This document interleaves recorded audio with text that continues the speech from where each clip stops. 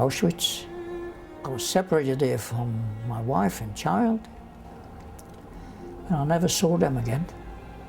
They were a group of 700 people, Dutch Jews, young and old. When we arrived at Birkenau, the women were separated from the men, and from the men they chose only 50 for slave labor, and I happened to be one of those 50.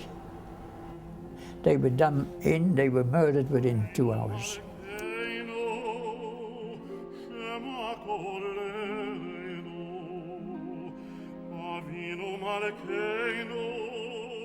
The food was very little, not human.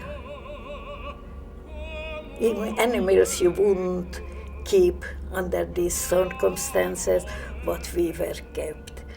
100 people in each wagon, cattle wagon, 100 people. It was impossible for everybody to sit on the floor. It was too crowded. We were squeezed into these cattle wagons. It was a journey which I will never ever forget. It was a terrible thing. They made us into subhumans. And the anger, you can never forgive anything like that because everything's been taken from you, your child. Where's your mother? Where's your father? And not to remember them, because I can't remember them at all. When we arrived, and what we saw were skeletons walking.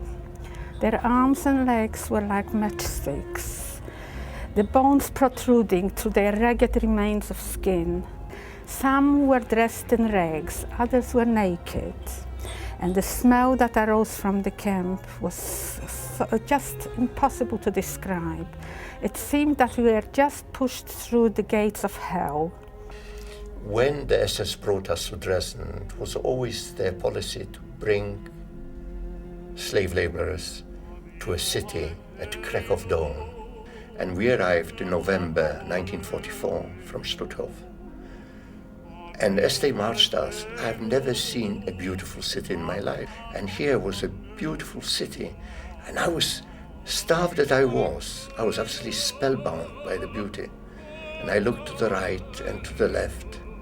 And a sort of seed was planted saying that if I survive, I'm going to become an architect, you know. Nobody can know what it was like for a child survivor who lived either in the sewers, and some did, in the forests, hidden all over the place, and in a cellar for 4 years. That's an absolute deprivation. No toys to play with, not a pencil. But we've all come to terms to understand that we are all under the same umbrella. What the Holocaust did to us. We're incredibly strong. We're here to tell the story. Shalvata, which started in 1990 by Jewish Care, means peace of mind. What we needed to create was a space in which survivors would feel comfortable in addressing what I call the dark shadow of their experience. The Holocaust represented really a split between two worlds, a split between the world of the living and life that people had come from and the world of death and destruction, which was the Holocaust. And survivors needed an opportunity to be able to speak to somebody who would not label them, who would not try and interpret their experience, but where we would learn from them about how we could help them. So I learned that I must listen. Judy Hassan is very sensitive, and it took her years to understand really the basis of our past and how the traumatic experience manifests themselves. They listen to themselves, and it's very hard for certain things to come out because we live with the images of the past, both visual and authentic things that occurred, and they suddenly come in to every experience of life. Well, you know, for 30 years after liberation, after I came to England, for 30 years, I didn't talk about anything about my experiences in the camp. But when I started to talk about my experiences to my daughters, nightmares stopped. I was able to live. I was gutted out of me, and it was really a relief. This place, the Holocaust Survivor Centre and Shalvata, are just a blessing. An absolute blessing. It came late in life, but for me it's better late than never. We began with about 200 people. We now have 600 people. We work alongside the survivors.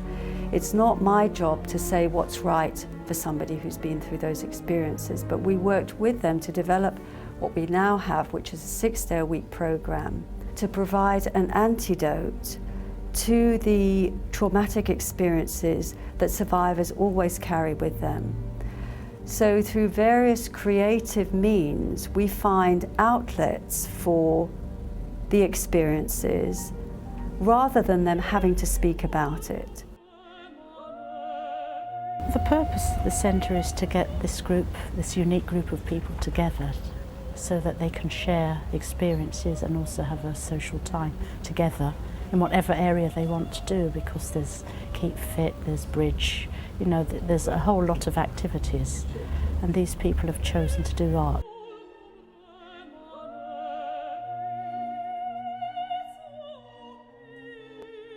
It would be a great loss to all of us if we wouldn't have this home to come to for sort of our own recreation.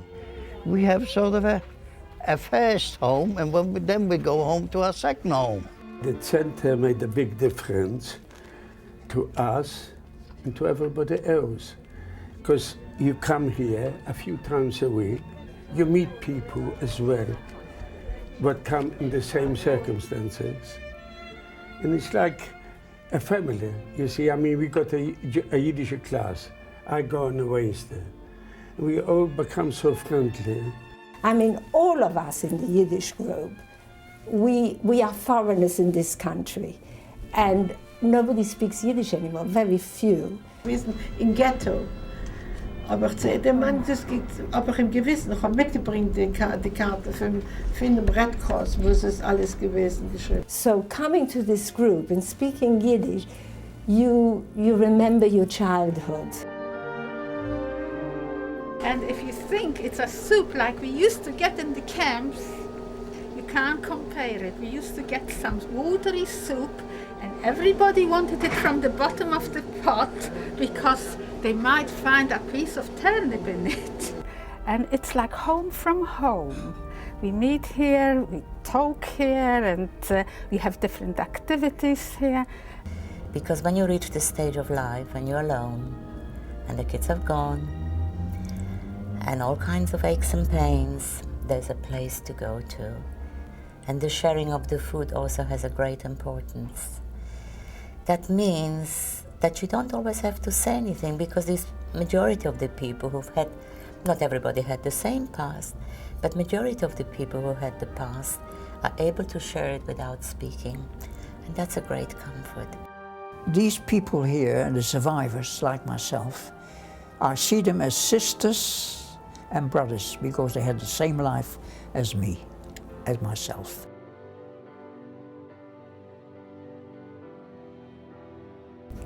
I don't know how many people gave thought to the children of survivors, because they're really the second generation.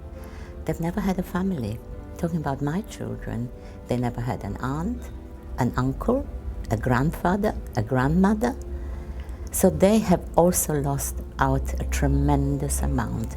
This place should go on for the second generation and third generation and know what we went through, because we won't be here. Because only places like this can carry it to the future. challenges facing the centre at the moment is obviously that group, the survivor community is getting older, it's getting frailer. The ability for them to make their own ways to that centre on public transport or drive their own cars is becoming less and less, but yet the need for being in that environment is increasing. To see people move on, to see people enjoying themselves, to see people laughing and having fun and enjoying their food. People who've been starving, they're very powerful moments, and I see them daily. I become a witness in my own right of what was, what is, and what can be, because I'm able to say, yes, we can do something. We know how to do something now. We just need to be able to build on from that and extend it.